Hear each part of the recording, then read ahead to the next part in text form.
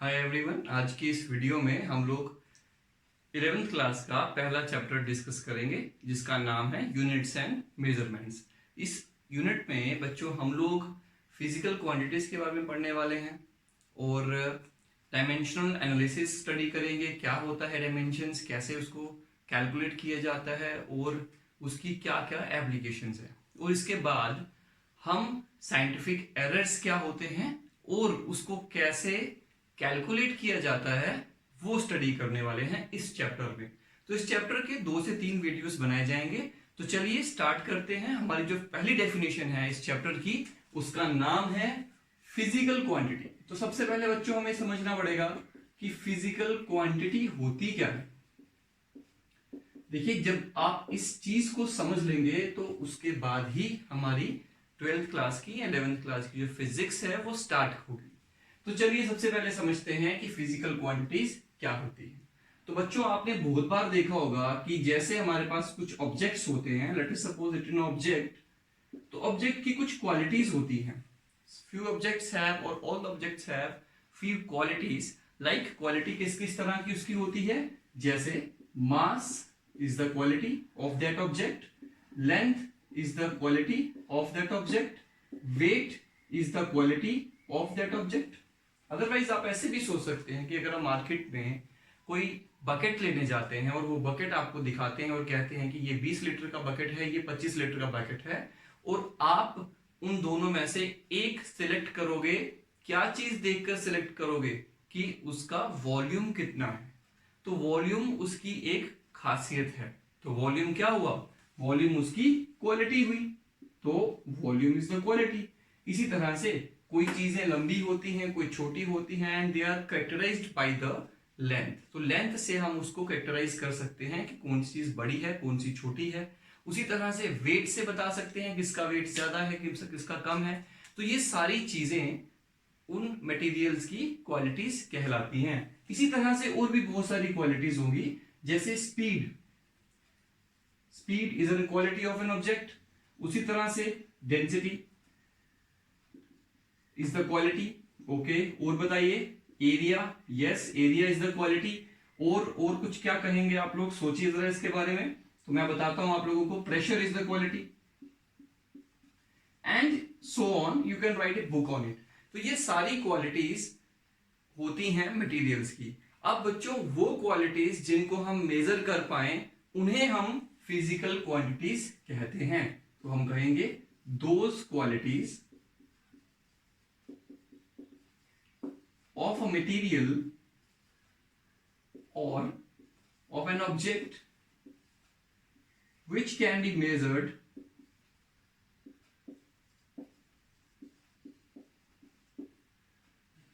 as well as obey the laws of physics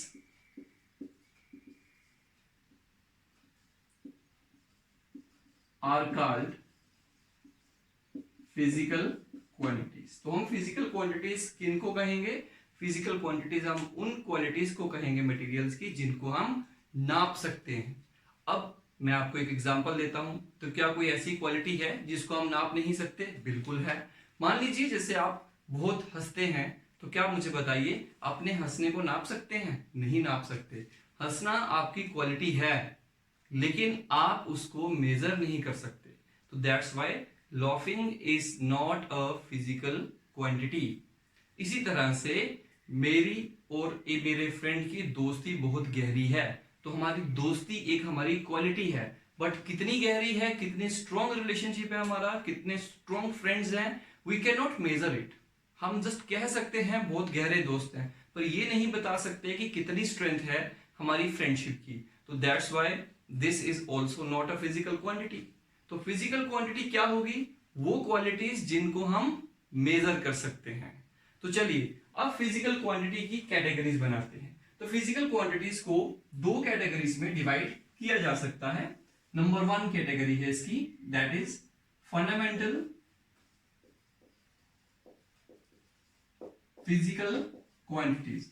और इसकी दूसरी जो क्वालिटी है, दूसरी इसकी जो टाइप है, दैट इज डिराइव्ड फिजिकल, हमने फिजिकल क्वांटिटी को दो कैटेगरीज में डिवाइड किया, एक फंडामेंटल फिजिकल क्वांटिटी और दूसरी डिराइव्ड फिजिकल क्वांटिटी। अब फंडामेंटल फिजिकल क्वांटिटी कौन सी होती है और डिराइव्ड फिजिकल क्वांटिटी कौन सी होती है, इस बात को समझना पड़ेगा।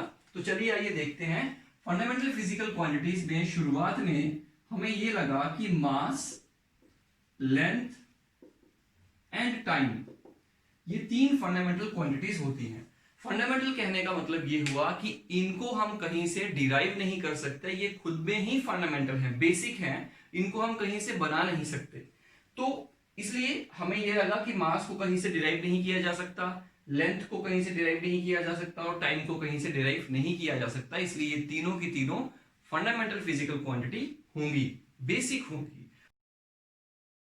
इन तीन को छोड़ के बाकी जितनी भी क्वांटिटीज हैं हम उसको पहले डिराइव्ड क्वांटिटीज मानते थे।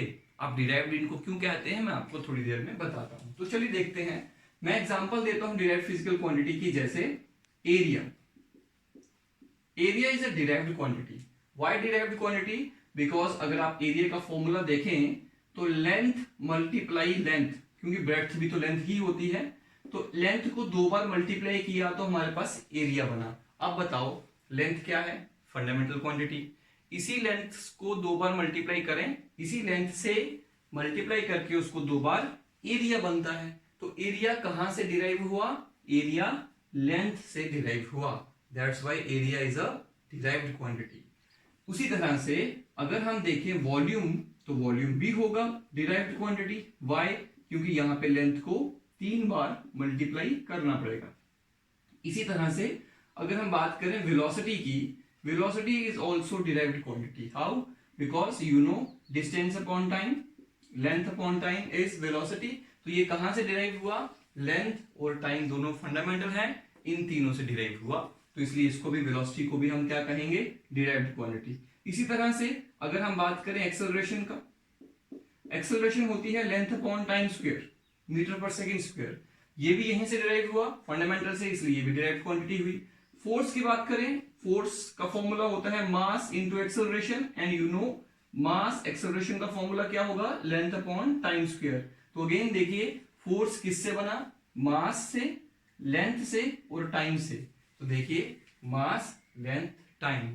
तो बच्चों पहले हम ये सोचते थे कि इसी तरह से जितनी भी फिजिकल क्वांटिटीज हमें आगे मिलेंगी वो सारी की सारी इन तीनों से ही बनी होंगी, इसीलिए हम इनको डिराइव्ड कहते थे, सॉरी इनको हम फंडामेंटल कहते थे और इनको हम डिराइव कहने लगे।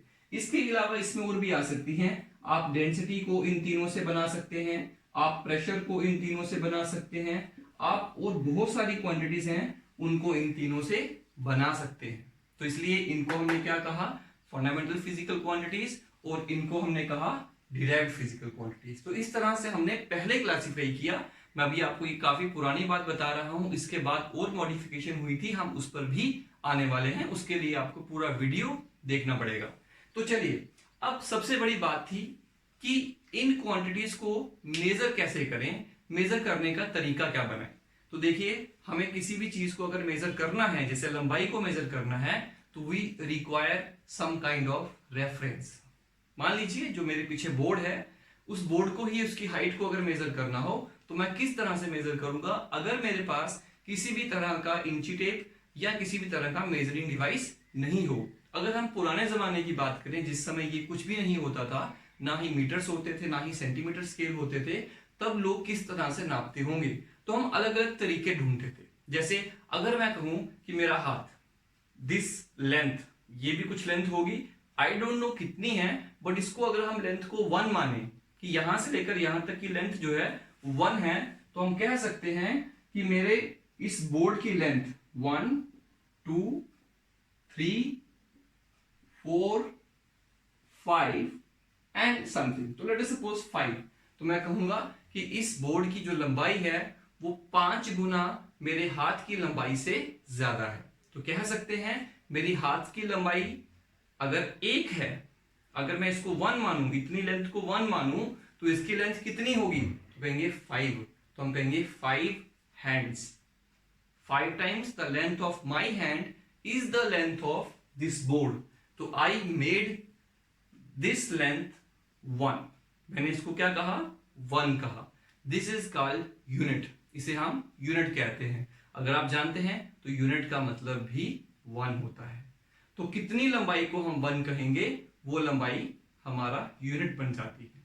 इसी तरह से हम यूनिट बनाने लगे धीरे धीरे। तो यूनिट पहले हम, आपने सुना होगा, इसको भी हम यूनिट कहते थे, लेकिन ये यूनिट डिफाइंड नहीं था, मतलब फिक्स नहीं था। मेरे हाथ की लंबाई अलग है, आपके हाथ की लंबाई अलग है, लोगों के हाथों की लंबाई अलग अलग होती है, इसीलिए इसको हम रेफरेंस नहीं मान सकते थे।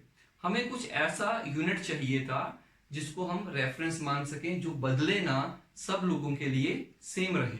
इसी तरह से यूनिट्स की डेवलपमेंट हुई। तो फिजिकल क्वांटिटीज को मेजर करने के लिए हमें यूनिट्स की रिक्वायरमेंट होती है। यूनिट माने तो उस लेंथ का, जो उस क्वांटिटी का, एक लेंथ को हम, एक क्वांटिटी को, एक पर्टिकुलर अमाउंट की क्वांटिटी को हम 1 कह देते हैं। जैसे डजन, अगर हम बनानास परचेज करते हैं तो डजन में क्या करते हैं, तो 12 बनानास होते हैं, लेकिन हम उसको क्या कहते हैं, 1 डजन, एक। 12 चीजों को हमने एक कहा तो वो बन गया यूनिट। 100 नोट अगर हम इकट्ठे करके लें, 100 वाले नोट अगर हम 100 लें तो उसे एक पैकेट कहेंगे। नोट 100 है लेकिन कहेंगे उसको 1 कहेंगे, राइट। इसी तरह से हम आगे बढ़ते हैं। अब ये जो क्वांटिटीज थी, इनके यूनिट बनाना जरूरी थे, तो इनके काफी यूनिट बनाए गए। आप जानते हैं, अगर मैं आपसे पूछूं कि मास का यूनिट क्या होगा तो आप कहेंगे केजी, बिल्कुल होगा। इसके अलावा और कोई यूनिट होते हैं, बिल्कुल होते हैं। ग्राम, और कोई, बिल्कुल होते हैं पाउंड। इसी तरह से ऐसे और बहुत सारे यूनिट्स होते हैं। टन के बारे में आपने सुना होगा, क्विंटल के बारे में आपने सुना होगा, एंड सो ऑन। बहुत सारे यूनिट्स मास के होते हैं। इसी तरह से लेंथ के यूनिट कौन कौन से होते हैं आपने सुना होगा, मीटर, सेंटीमीटर, इंच, फुट, और इसी तरह से बहुत सारे होते हैं। हमने यार्ड का नाम सुना होगा, यार्ड्स होते हैं, राइट। इसी तरह से टाइम का यूनिट क्या होता है, टाइम का यूनिट जो है वो है सेकंड, मिनट, और days, year, month, and so on, weeks. बहुत सारे यूनिट्स होते हैं इसके। तो इसी तरह से ये टाइम के यूनिट है। टाइम को इन यूनिट्स में हम नाप सकते हैं, लेंथ को हम इन यूनिट से हम नाप सकते हैं, और मास को हम इन यूनिट में माप सकते हैं। अब कोई कहे कि अगर हम तीनों के यूनिट बना लिए, लेकिन इनके भी बनाने पड़ेंगे, बोलेंगे नहीं। अगर ये क्वांटिटीज इन तीनों से डिराइव हो रही हैं तो इनके यूनिट्स भी इन तीनों के यूनिट्स से ही डिराइव हो जाएंगे। अगर लेंथ का यूनिट मीटर है तो एरिया का क्या होगा, 2 बार मीटर लिखो, तो metre into metre, metre square हो जाएगा, तो इसका यूनिट ऑटोमेटिक बन गया। तो इसका मतलब ये हुआ कि हमें सिर्फ इन तीनों के यूनिट को बनाने की जरूरत है, इनके तो इन्हीं से बन जाएंगे। तो that was the concept. Okay, तो ये अलग अलग यूनिट थे। अब पहले टाइम पे क्या था, जब पुराने समय में क्या था कि कम्युनिकेशन इतना स्ट्रांग नहीं था, पूरा वर्ल्ड था, इवन हमें ये भी नहीं पता था कि अमेरिका है भी है दुनिया में कि नहीं है, और अमेरिका को ये नहीं पता था, स्पेन वालों को ये नहीं पता था कि इंडिया भी है। तभी आपने सुना होगा Vasco D gamma discovered this country, right, Columbus discovered this country. उनको बाद में पता लगा जब उन्होंने ट्रेवल किया कि अरे उस पार भी लोग रहते हैं। इसलिए कम्युनिकेशन कम होने के कारण हर एक कम्युनिटी ने, हर एक एरिया के लोगों ने अपने अपनी तरह से यूनिट बना रखे थे। सब लोगों ने अपनी कन्वीनियंस के अकॉर्डिंग यूनिट बना सकते रखे थे। आपको मैं एग्जांपल के लिए बता सकता हूं कि अगर आप देखें कि यूपी एरिया में या बिहार एरिया में अगर आप एरिया को नापना चाहते हैं, मतलब लैंड को अगर नापते हैं, तो वहां पे बीघे का यूज किया जाता है। बीघे, कितने बीघे जमीन है। उसी तरह से अगर आप उस एरिया से निकलकर पंजाब के एरिया में आ जाएं तो आपको पता लगेगा कि वहां पे किलों का यूज करते हैं। बोलते हैं कि कितने किले जमीन है, कितने मरले जमीन है। मरला is the unit of area. तो इसी तरह से किसी और एरिया में चले जाएंगे तो वहां का यूनिट अलग होगा। तो एरिया वाइज यूनिट बदलते थे। इवन विद इन इंडिया ही बहुत सारे यूनिट बदलते थे। हम लोकल अपने यूनिट्स काफी यूज करते हैं, बुक्स में यूनिट्स कुछ और होते हैं, यहाँ पे लैंड मेजर करने के लिए यूनिट्स कुछ और होते हैं। तो स्टूडेंट्स इसी तरह से अलग अलग रीजन्स में अलग अलग यूनिट्स होते थे, कंट्रीज में भी अलग अलग यूनिट्स होते थे। इसी तरह से कुछ कंट्रीज ने अपने कंट्री में, पूरी कंट्री में कुछ एक सिस्टम बना दिया था कि हम इसी सिस्टम का यूज करेंगे, इन्हीं यूनिट्स का पूरी कंट्री में यूज करेंगे। उनके बारे में थोड़ा सा स्टडी कर लेते हैं। कुछ कंट्रीज थी, जैसे मैं नाम बताऊं आपको, फ्रांस। तो फ्रांस ने एक अपना ही सिस्टम बना रखा था जिसे हम कहते हैं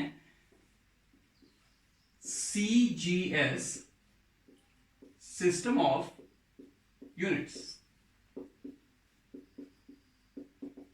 उस कंट्री ने क्या किया था, उन्होंने कहा था कि हम लोग मास को ग्राम में नापेंगे, लेंथ को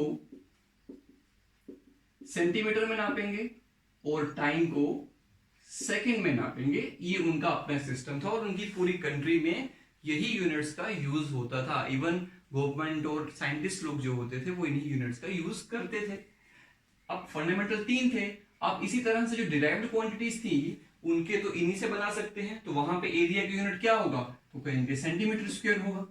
वॉल्यूम की यूनिट क्या होगा, सेंटीमीटर क्यूब होगा। तो इस तरह से बनाए जाते। इसी तरह से बाकी कंट्रीज ने भी अपने यूनिट्स बना रखे थे। ऐसी कौन कौन से फेमस यूनिट्स हुए थे तब, तो बात करते हैं। ब्रिटिश ने एक और अपना यूनिट बनाया, सिस्टम बनाया था जिसका नाम है FPS, सिस्टम ऑफ यूनिट्स। इसमें मास को मेजर किया जाता था पाउंड में, पाउंड, और लेंथ को मेजर किया जाता था फुट में। आपने सुना होगा 3 फुट, 4 फुट, 5 फुट ऐसे करके हम भी यहाँ पे नापते हैं। और टाइम का जो यूनिट उन्होंने बनाया दैट वाज अगेन सेकेंड। लेकिन यहां पे एक प्रॉब्लम थी, जो फ्रेंच लोग थे उनके लिए ये यूनिट बहुत इनकन्वीनियंट हुआ करते थे। अब जैसे अगर हमें मान लीजिए कोई चीज खरीदने जाना है, सब्जी खरीदने जाना है, तो हम ग्राम में अगर उसको मेजर करेंगे तो बहुत बड़ा नंबर बन जाता है। तो मान लीजिए अगर 2 kg कोई चीज लानी है मार्केट से, तो हमें क्या कहना पड़ता, 2000 ग्राम अमाउंट का सामान दे दीजिए। तो that was little bit inconvenient, this system was little bit inconvenient. Units were so small, ये बहुत स्मॉल यूनिट्स हैं, इसलिए उन्होंने अपने इस सिस्टम को अपग्रेड करके एक नया सिस्टम बनाया जिसका नाम था MKS सिस्टम। MKS में उन्होंने क्या किया कि मास को मेजर करते थे, उन्होंने ग्राम से उसको केजी बना दिया। लेंथ का सेंटीमीटर से उन्होंने मीटर रख लिया और टाइम का सेकंड ही रखा, क्योंकि that was an appropriate unit of time. इससे बढ़िया और कोई यूनिट नहीं हो सकता, इसलिए यही रखा। तो ये सिस्टम जो था ये फ्रेंच सिस्टम था। This was British system, this was again French system. ये मॉडिफिकेशन करके बनाया था उन्होंने बाद में। क्यों, क्योंकि ये यूनिट्स बहुत छोटे थे, इसलिए उसको बड़ा करने के लिए, कन्वीनियंट बनाने के लिए हमें इसको बड़ा करना पड़ा। तो इस तरह से इन्होंने अपने सिस्टम बनाए थे। लेकिन इन सिस्टम्स का कुछ ना कुछ ड्रॉबैक रहता था, इसलिए इनको हम पूरे वर्ल्ड में लॉन्च नहीं कर सकते थे। और सबसे बड़ी प्रॉब्लम ये आती थी कि अलग अलग कंट्रीज ने अलग अलग एरियाज में अलग अलग यूनिट होने के कारण जब वो आपस में कम्युनिकेशन करते थे, ट्रेड करना होता था, साइंटिफिक कॉन्फ्रेंसेस करनी होती थी, तो यूनिट्स का प्रॉब्लम आता था। क्योंकि दूसरे लोग कुछ और मेजर करेंगे, कुछ और यूनिट्स में मेजर करेंगे, बाकी दूसरे लोग कुछ और में करेंगे, तो हाउ विल दे कम्युनिकेट। इसलिए it was a need of the hour कि पूरे वर्ल्ड में एक ही सिस्टम हो जिसमें चीजों को, ऑब्जेक्ट्स को या फिजिकल क्वांटिटीज को मेजर किया जाए। तो that's why there was a need to create a international system of units. तो इसलिए काफी डेवलपमेंट्स के बाद, काफी सालों के बाद 1971 में एक नया सिस्टम डेवलप हुआ। इसमें पूरे इंटरनेशनल साइंटिफिक कम्युनिटी ने पार्टिसिपेट किया और एक कॉन्फ्रेंस की गई जिसका नाम है general conference on weights and measures. और उस कॉन्फ्रेंस में इस सिस्टम को डेवलप किया गया और इस सिस्टम का नाम है international system of units, that is known as SI, system of units. इस सिस्टम में जो सबसे बड़ा चेंज हुआ वो ये था कि जहां इसमें 3 क्वांटिटीज को फंडामेंटल माना जाता था, इसमें उन्होंने कहा कि 7 क्वांटिटी हैं ऐसी जो फंडामेंटल होंगी। वो 7 के क्या क्या नाम है, चलिए देखते हैं। तो सबसे पहली क्वांटिटी थी mass, that was again fundamental. Number 2 length, number 3 time. फिर उसके बाद उन्होंने कहा temperature is also fundamental. Why? Because it can not be derived from other quantities, तो इसलिए टेम्परेचर फंडामेंटल है। और quantity electric current is also fundamental. और yes luminous intensity. Luminous intensity का मतलब हुआ कि किसी सोर्स ऑफ लाइट की ब्राइटनेस का क्या अमाउंट है, कितनी ज्यादा ब्राइटनेस है, उसे कहते हैं luminous intensity. And quantity of matter, और you can say amount of substance, amount of substance. ये 7 फंडामेंटल क्वांटिटीज बनाई गई, 1 2 3 4 5 6 7, और 2 सप्लीमेंट्री क्वांटिटीज बनाई गई जिनका नाम है number 1 plane angle and number 2 is solid angle. दूसरा बड़ा काम यह था कि इन फिजिकल क्वांटिटीज को यूनिट्स असाइन करने। तो चलिए देखते हैं ऐसे सिस्टम में क्या क्या यूनिट्स असाइन किए गए। तो सबसे पहले मास का यूनिट भी बनाया गया, दैट वाज केजी। मीटर के लिए, लेंथ के लिए मीटर बनाया गया। टाइम के लिए सेकेंड। टेम्परेचर के लिए केल्विन। केल्विन के अलावा टेम्परेचर को हम और भी नाप सकते हैं अलग अलग क्वांटिटी यूनिट्स में, जैसे सेल्सियस और फ़ारेनहाइट का नाम सुना होगा। एक और स्केल होती है, रिमर स्केल कहते हैं उसे, लेकिन उनमें से सिलेक्शन केल्विन का हुआ। केल्विन का क्यों सिलेक्शन हुआ उसके बारे में भी हम किसी वीडियो में डिस्कस जरूर करेंगे। इलेक्ट्रिक करंट का यूनिट एम्पेयर। ल्यूमिनस इंटेंसिटी का कैंडेला,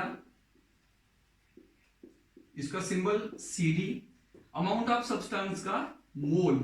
आपने सुना होगा कि जब हमें ये देखना है कि किसी सब्सटेंस में कितने मॉलिक्यूल्स या कितने एटम्स हैं, तो उसके लिए हमें मोल्स का डेफिनेशन बनाना पड़ता है। तो इस तरह से इसका बनाया गया। उसके बाद आते हैं सप्लीमेंट्री फिजिकल क्वांटिटीज। जो सप्लीमेंट्री फिजिकल क्वांटिटीज है उनमें 2 हैं, plane angle and solid angle. Plane angle को मेजर किया गया रेडियन में।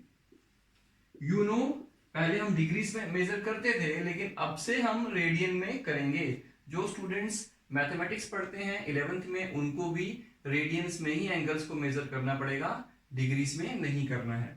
उसके बाद सॉलिड एंगल जो है that is a angle in 3 dimension. ये 2 डायमेंशन का एंगल होता है, ये 3 डायमेंशन का एंगल होता है। अब इसका जो यूनिट बनाया गया दैट वाज टी रेडियन।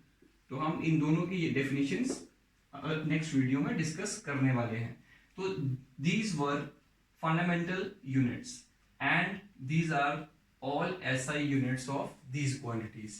अब जो derived quantities हैं SI system के अकॉर्डिंग जो इन 7 से बनी हैं, उनके यूनिट्स भी इन 7 फंडामेंटल यूनिट से डिराइव्ड किए जा सकते हैं। एक बड़ी और डेवलपमेंट जो एसआई सिस्टम में की गई थी उसके बारे में अभी हम डिस्कस करेंगे। सबसे पहले मैं आपको एक चीज बता देता हूं कि जो यूनिट्स सिलेक्ट किए जाते हैं वो किस बेसिस पर किए जाते हैं। मतलब एक स्टैंडर्ड यूनिट की क्या क्वालिटीज होना जरूरी है। तो सबसे पहली बात, एक स्टैंडर्ड यूनिट का साइज, मतलब यूनिट जो है, जैसे मैं आपको बताऊं कि सेंटीमीटर भी एक यूनिट है लेंथ का और मीटर भी एक यूनिट है लेंथ का, पर दोनों में से ज्यादा हमारी लाइफ में सही काम कौन करेगा? तो मेरा आंसर ये होगा कि मीटर जो है वो सही रहेगा। क्यों? मीटर का साइज ना बहुत बड़ा है और ना ही बहुत छोटा है। सेंटीमीटर बहुत छोटा यूनिट है और इससे ऊपर अगर हम जाएं तो किलोमीटर बहुत बड़ा यूनिट हो जाता है। तो इंटरेस्टिंग बात इसमें ये आती है कि यूनिट का साइज कन्वीनियंट होना चाहिए ताकि हम डे टू डे लाइफ में यूज कर पाए। KG is not too big and not too small, इतना भी छोटा नहीं होता और इतना भी बड़ा नहीं होता। तो सबसे जरूरी बात यह है कि जब हम यूनिट बनाते हैं तो हमें ध्यान रखना पड़ता है कि स्टैंडर्ड यूनिट का साइज ना ही बहुत बड़ा हो और ना ही बहुत छोटा हो। दूसरी क्वालिटी एक स्टैंडर्ड यूनिट की ये होनी चाहिए कि वो इजीली रिप्रोड्यूस हो सकता हो। हम उसके रेप्लिका आसानी से बना पाए और उसका जो साइज है, जो उसकी क्वांटिटी है, वो ना टेम्परेचर या सीजन के साथ या प्लेस टू प्लेस बदलती ना हो। मतलब कि यहाँ का 1 kg कुछ और है और आप कहीं और चले जाएंगे किसी कंट्री में, तो वहां का 1 kg सेम होना चाहिए, सेम अमाउंट का होना चाहिए, बदलना नहीं चाहिए। ये कुछ हमारे स्टैंडर्ड यूनिट्स की क्वालिटीज होनी चाहिए, कंपलसरी है। तो उसी के बेसिस पे हमने मीटर तो बना लिया, मीटर एक यूनिट बन गया हमारे पास। लेकिन अगर हमें बहुत छोटी चीजों को नापना हो, जैसे हमें एटॉमिक स्केल पर जाकर अगर हमें एटॉमिक रेडियाई नापने हो, हमें इलेक्ट्रॉन का साइज नापना हो, हमें प्रोटॉन का साइज नापना हो, न्यूक्लियस का रेडियस नापना हो, तो वो हम मीटर में नहीं नाप पाएंगे। इसके अलावा अगर हमें प्लैनेट्स के बीच के डिस्टेंस नापने हो, अर्थ का रेडियस नापना हो, यहां से जम्मू तक का डिस्टेंस नापना हो, तो हम मीटर में नहीं नाप सकते। इसीलिए हमें यूनिट को बड़ा करना भी जरूरी होता है और यूनिट को छोटा करना भी जरूरी होता था। इससे पहले, ऐसा सिस्टम बनने से पहले हम क्या करते थे, हम अलग अलग यूनिट बनाते थे। जैसे हमने कहा, हमने बना दिया मीटर, या हमने बना दिया केजी, ग्राम बना दिया। इसके अलावा एक बना दिया क्विंटल, एक बना दिया टन। लेकिन इनकी आपस में कोहेरेंस नहीं है। तो हमने ऐसे सिस्टम में क्या चेंजेस किए गए, आप ध्यान से देखिएगा। अगर मैं आपको कहूं मिलीमीटर है, एक छोटा यूनिट है लेंथ का, बिल्कुल है। सेंटीमीटर, बिल्कुल उससे थोड़ा बड़ा हो गया। अच्छा, इसके बाद मीटर, बिल्कुल उससे भी बड़ा हो गया। अगर मैं लिखूं किलोमीटर, तो कहेंगे उससे भी बड़ा हो गया। तो आप देख रहे हैं उसका बेस मीटर ही है, लेकिन उसके साथ में एक प्रीफिक्स जोड़ रहे हैं, एम सी के। यहां पे के जोड़ा, यहां पे एम जोड़ा, यहां पे सी जोड़ा।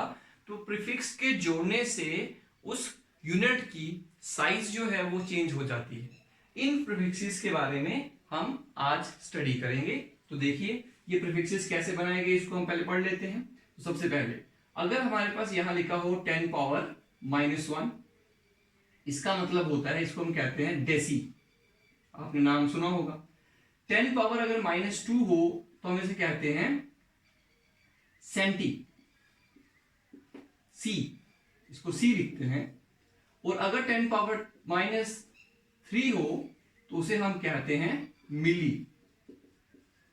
अगर 10 पावर -4 हो, सॉरी 4 नहीं 6 हो, तो हम उसे कहते हैं माइक्रो। माइक्रो, इसको म्यू से डिनोट करते हैं। अगर 10 पावर -9 हो तो उसे हम कहते हैं नैनो।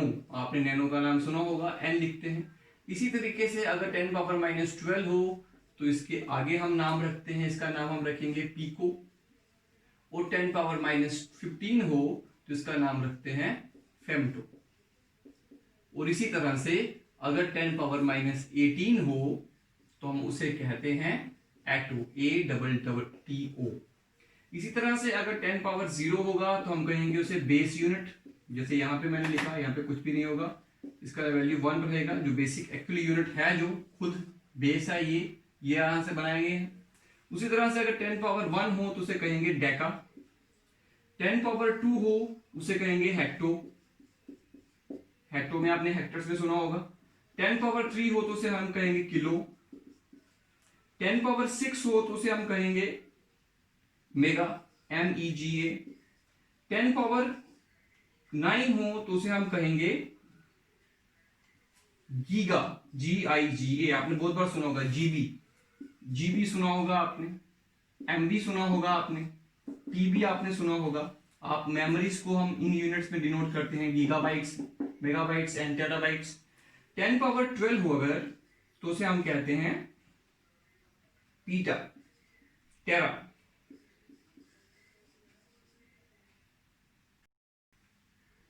10 पावर 15 हो उसे हम कहते हैं पीटा। और अगर 10 पावर 18 हो तो उसे हम कहेंगे एक्सा, EXA।